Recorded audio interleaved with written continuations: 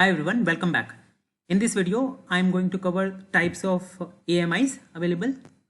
So we have public AMIs which are by default available by AWS, which through which we have created two instances, Linux based and the Windows based one. Those are public AMIs.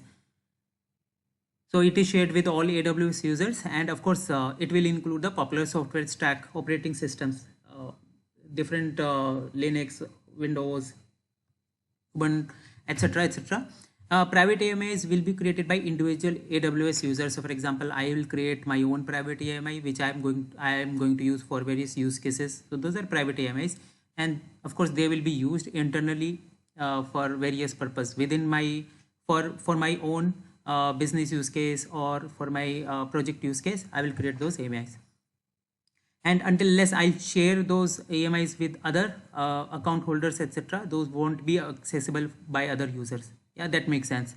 Marketplace AMIs, commercial AMIs which people have created those AMIs and then have put it on marketplace for selling perspective, so we can buy them. Of course they often come with some licensing and subscription costs.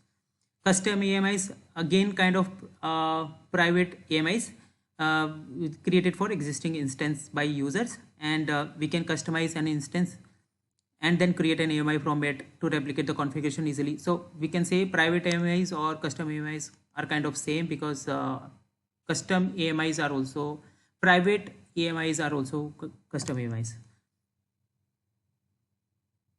Okay, then how do we create and manage? It's simple. So when we want to create an AMI, we have that option available from AWS Management Console through AWS CLI, and there are software development kits available. So either one of these options we can select to create an AMI, and we can create an AMI from a running or stopped instance. So that is also possible. Recommended way is we should create an AMI when the server is not running. It should be in stopped state, but that is just a recommendation, but not a mandate.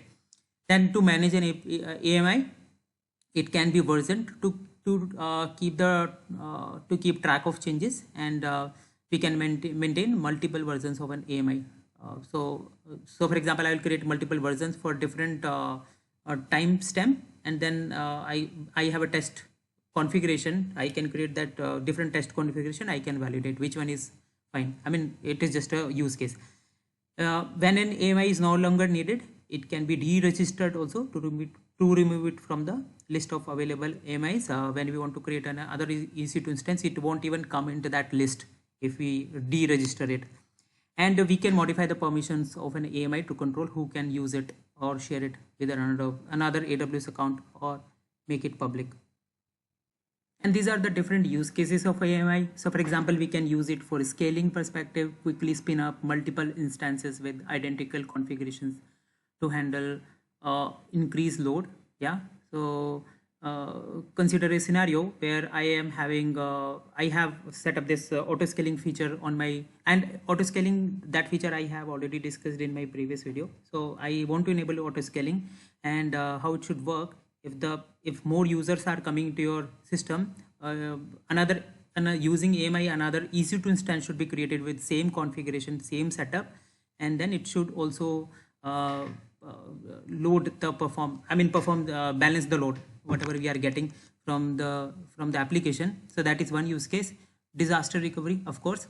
So if you use AMI to restore configuration and application quickly in case of failure or data loss. So because I have the AMI with all that configuration available, I can use it for disaster recovery. Testing and development purpose, create and test different configurations or software stacks without affecting production environment. And then AMIs are also powerful way to streamline the deployment and management of EC2 instances, because of features like flexibility, scalability, efficiency in cloud computing environment, right? So these all are the use cases where we should consider creation of AMI, so that later on we can create EC2 instances using AMI. So that's it in this video. Thank you so much for watching.